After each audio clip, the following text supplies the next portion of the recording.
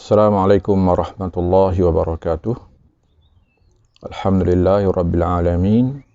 Wassalatu wassalamu ala rasulihil amin. Wa ala alihi wa ashabihi ajma'in. Amma ba'd. Maka mereka tidak dibenarkan untuk membaca hadis oleh Umar ibn al-Khattab. Kerana memelihara hadis dan menjaganya daripada kerosakan dengan sebab tertambah ataupun terkurang. Tetapi hadis-hadis yang banyak yang sampai kepada kita, apa pula alasan kepada pembaca-pembacanya ataupun perawi-perawinya di kalangan sahabat? Maka jawapannya apa yang kita sedang baca sekarang ini, iaitulah satu hadis yang sangat penting yang Nabi kita SAW sebaliknya menggalakkan periwayatan dan penyebaran luas hadis kepada mereka yang berkelayakan, kepada mereka yang benar-benar memberi tumpuan, menghafal, menjaga dan sentiasa mengulang. Maka golongan ini, mereka tidak ada alasan untuk menyembunyikan ataupun berdiam daripada membaca apa yang mereka dengar daripada Nabi SAW. Sebaliknya, Nabi kita SAW memberi galakan kepada mereka sesungguhnya. Sehingga datanglah doa yang dibaca dalam hadis kita ini. Hadis kita ini, apa yang disebut dalam bahasa Arabnya sebagai khabariyatul lafzi, insyaiyatul makna. Dari segi lafaznya, zahirnya seperti berita, tetapi dari segi maknanya dia adalah doa. Apabila Nabi SAW menyebut naddarallahu mra'an, Allah menceriakan, memberi keserian kepada wajah seseorang. Tetapi dari segi maknanya ialah Allah manaddir, ya Allah ceriakanlah wajah seseorang. Kelebihan kepada pembaca hadis dan perawi hadis ialah nadratul wajhi ataupun nadaratul wajhi, kesegaran dan keserian pada wajah. Sebagaimana yang difahami dalam ilmu jazaul amal, pembalasan amalan, yang disebut al-jaza min jinsil amal. Pembalasan datang daripada jenis amalan. Apakah amalannya? Maka demikianlah datang pembalasannya. Kenapa seorang yang membaca hadis diserikan wajahnya, disegarkan kesihatannya? Jawapannya ialah kerana mereka mengekalkan keserian dan kecantikan hadis.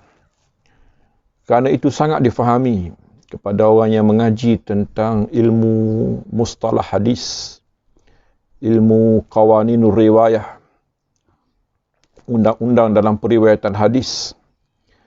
Bagaimana hadis apabila dikatakan sahih ataupun sihat, maka dia jauh lebih sihat daripada tubuh yang sihat. Apabila kita membaca satu hadis seperti hadis yang ada dalam Sahih Bukhari, contohnya, yang semua perawinya adalah perawi-perawi yang thiqat, udul, dhabitun, perawi yang dipercayai, perawi yang adil, perawi yang amanah, perawi yang teliti, yang bersambung sanad. Demikianlah sifat mereka setiap seorang sehinggalah sampai kepada Nabi SAW. Maka setiap hadis di antara hadis-hadis dalam Sahih Bukhari umpamanya, setiap kali kita membacanya seolah-olah nafas Nabi SAW masih berbau.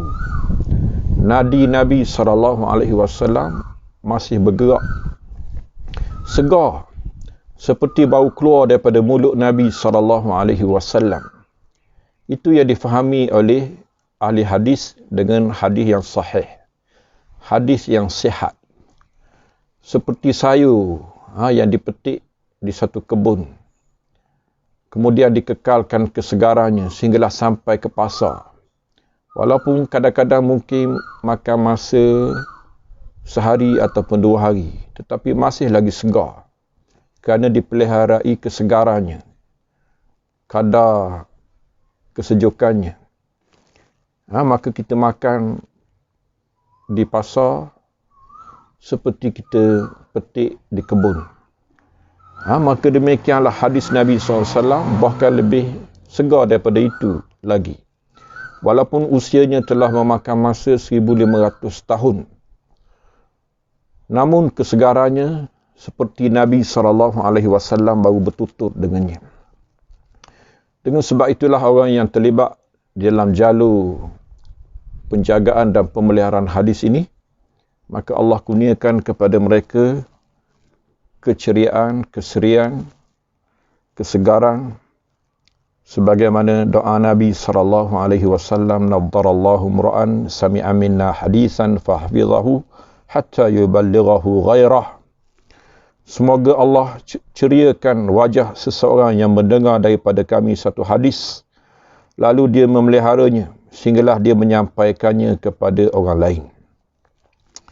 Hadis yang kita baca ini, perawinya pula ialah imam di kalangan para sahabat, seorang yang bergelar di kalangan sahabat sebagai habru hadhil ummah, iaitulah ulama terbesar umat Muhammad sallallahu alaihi wasallam. Sebelum gelaran ini berpindah kepada muridnya, iaitulah Abdullah ibn Abbas.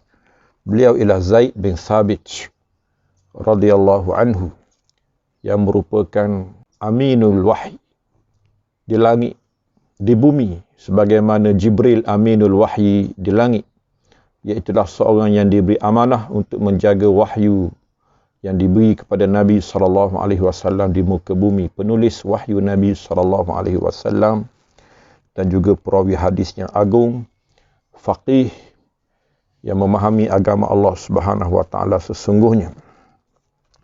Dia yang meriwayatkan hadis yang sepenting ini.